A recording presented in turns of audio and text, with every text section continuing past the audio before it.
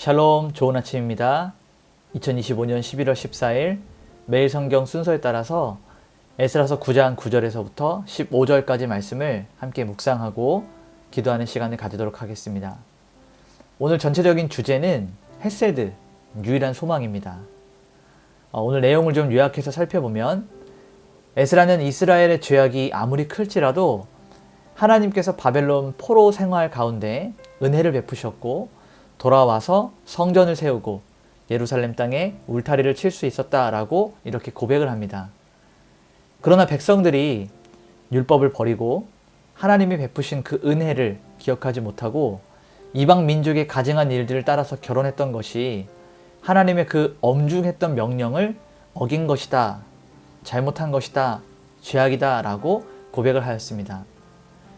에스라는 하나님께서 그들이 지었던 죄악들에 비해서 비교적 가볍게 형벌을 주셨고 남은 자들을 주셨음에도 불구하고 다시 또 그들이 죄를 범했다라고 고백하면서 하나님의 그 공의 앞에, 공의로우심 앞에 탄식하며 기도를 했습니다. 에스라는 하나님은 의로우시고 백성들 중에 아무도 하나님의 심판대 앞에서 당당하게 설 수 없음을 인정하는 아주 절망적인 죄의 고백으로 회개 기도를 하면서 오늘 이 기도를 마무리하고 본문 말씀을 매듭 짓고 있습니다. 우리 이제 한 절 한 절 말씀을 살펴보면서 각 절이 담고 있는 진의를 함께 살펴보도록 하겠습니다. 먼저 9절은 이 절망 속에서도 붙잡았던 하나님의 은혜예요. 자, 9절을 잘 보게 되면 하나님의 은혜는 어떻게 등장하게 되냐면 에스라가 비록 이스라엘이 노예 생활 가운데 있었지만 바벨론의 포로로 끌려가서 포로로 종살이하며 살고 있었지만 하나님의 은혜, 곧 헤세드가 베풀어져서 그 바사 제국의 왕들 앞에서 하나님의 사랑을 직접적으로 받게 하시고 왕들을 통해서 사랑을 받게 하시고 앞서 고백했던 이 성소의 말뚝을 박아주셨다라고 고백을 합니다. 우리 여기서 헤세드라고 하는 이 히브리어는요, 하나님의 자비, 언약, 은혜, 사랑 이런 모든 것들을 포함하고 있는 조금 포괄적인 언어인데요. 언약적인 사랑 그리고 변함없는 신실함 이 의미를 가지고 오늘 이 말씀에 좀 적용을 하면 좋을 것 같습니다. 백성들은 하나님의 언약을 깨뜨렸지만 하나님은 그들이 노예 상태에 있을 때에도 잠깐 동안 당신의 신실한 사랑이었던 헤세드를 거두지 않으셨다라고 에스라는 이렇게 이야기하고 있어요. 성소의 말뚝이라고 했던 것, 우리가 앞서서도 함께 말씀을 다루었지만 이 공동체의 존속을 보장하는 확고한 근거였죠. 바로 하나님의 언약을 성소의 말뚝으로 비유해서 표현했던 것입니다. 그러니까 하나님께서 무너졌던 성전 터에 다시 예배 터전을 세울 수 있도록 허락하심을 고백하고 있는 거예요. 그러니까 9절 말씀을 통해서 그들은 멸망할 수밖에 없었고 망할 수밖에 없었는데 하나님의 은혜로 하나님의 헤세드로 인하여서 그들이 보호받았고 돌아올 수 있었고 성전의 공동체, 새로운 공동체를 세울 수 있었다라고 이렇게 이야기하고 있는 것입니다. 그런데 10절에서 12절 말씀을 넘어가게 되면 죄의 본질과 하나님께서 명령하시는 부분들을 우리가 볼 수 있는데요. 먼저 10절을 보면 그 죄악이 무엇인지를 에스라는 정의합니다. 에스라는 이스라엘의 죄가 하나님의 종이었던 선지자들을 통해서 주셨던 그 엄중한 명령이죠. 율법이에요. 이것을 버렸다. 이것이 죄다라고 이야기합니다. 우리가 죄라고 생각할 때는 단순히 도덕적이고 윤리적인 부분들을 생각할 때가 많아요. 무언가를 훔치거나 누군가를 죽이거나 간음을 하거나 거짓말을 하거나 이렇게 도덕적이고 윤리적인 것들만 우리가 죄라고 말하지만 실질적으로 성경이 말하고 있는 죄의 근본적인 부분은 하나님의 말씀을 버림, 하나님에게서 멀어짐이 바로 죄라는 것이죠. 그래서 에스라는 이 죄가 무엇인지를 명확하게 다시 한번 정의하고 있던 거예요. 우리가 하나님이 주신 그 말씀을 버렸다. 하나님의 말씀을 따르지 않았다. 하나님이 그 가지고 계신 말씀의 권위를 무시했다. 이것이 바로 우리의 죄다라고 이야기하는 겁니다. 11절과 12절에 계속해서 왜 하나님께서 이방 민족과 결혼을 하지 못하게 하셨는가 이 부분이 나오게 되는데 이방 민족과 결혼을 하게 되면 이방 민족들이 늘 행해왔던 가증한 일 무엇이죠? 우상 숭배입니다.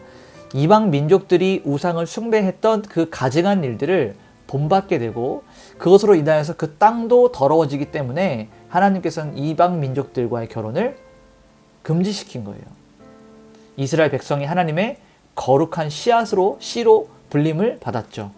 그렇기 때문에 구별된 땅에서 살아야 됐었고, 이것을 정리하면 구별된 민족이 구별된 땅에서 구별되게 살아야 된다라는 거예요. 우리가 거룩을 구별됨이다 라고 생각하고 바라본다면, 이 하나님께서 거룩하시기 때문에, 하나님께서 구별되시기 때문에 그를 닮아가는 그의 자녀인 우리도 구별되고 거룩하게 살아야 된다라는 것입니다. 그래서 존 칼빈은 이 이스라엘 백성들이 포로로 귀환하고 나서 예루살렘 땅에서 이방 민족들과 결혼하는 이런 불순종을 보고, 하나님의 백성은 그들의 거룩한 사명을 잊어버리고 세상에 가증한 것에 스스로를 섞었다라고 이렇게 비탄하는 마음으로 해설을 합니다.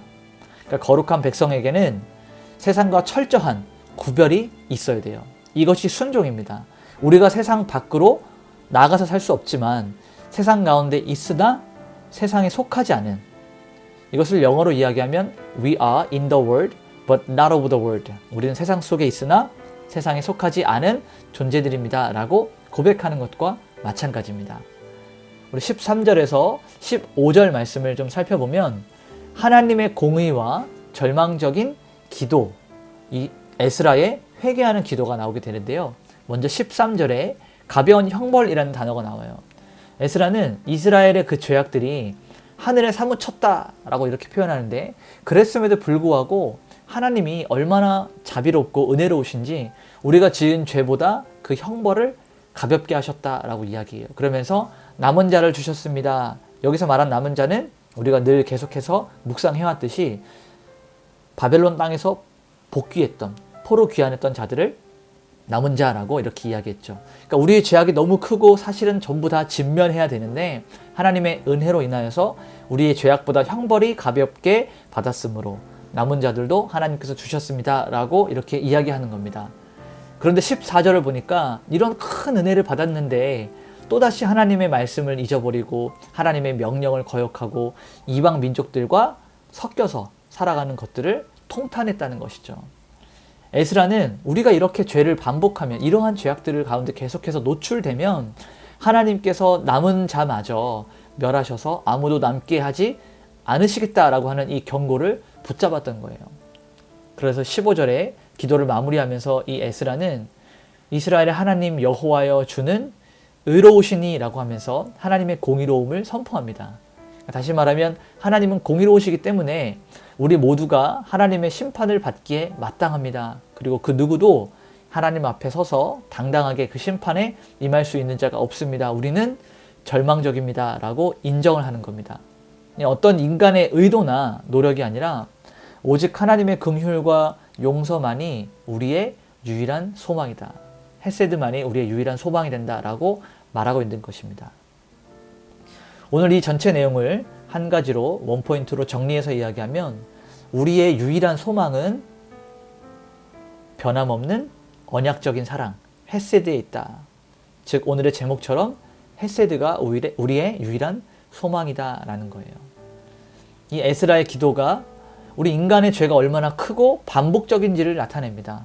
우리의 삶도 그렇죠. 우리가 회개하고 또 시간이 지나면 똑같은 죄를 또 짓고 또 하나님 앞에 회개하고 용서를 구하고 또 그 죄에 빠지고, 이스라엘 백성들과 우리가 다를 바가 전혀 없는 그런 연약한 모습들을 가지고 있는 것 같아요.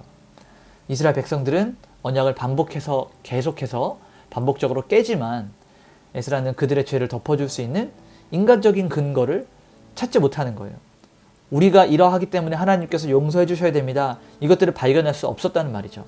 그래서 에스라가 붙잡았던 유일한 소망은 하나님이 그의 종들에게 베풀어 주셨던 하나님의 은혜, 하나님의 언약뿐이었습니다.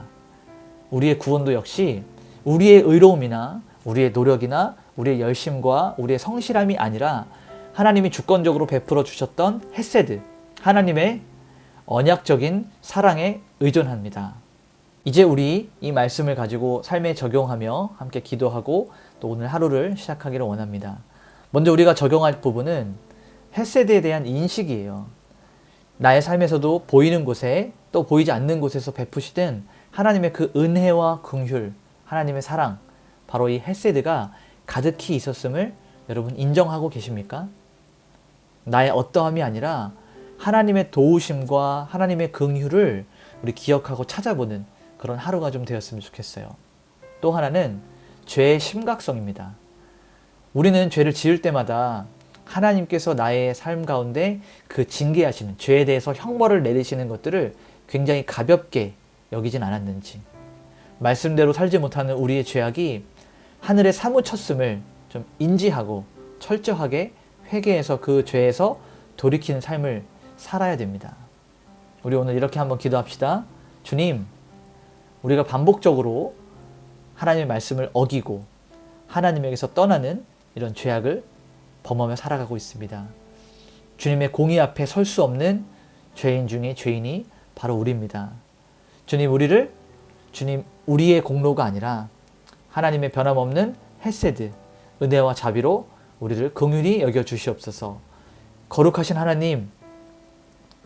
하나님께서 우리를 거룩하게 부르셨으니 세상 가운데 구별된 자로 거룩하게 살아가게 하여 주시옵소서. 우리 이런 마음을 가지고 함께 기도하며 나아가도록 하겠습니다. 기도하시겠습니다.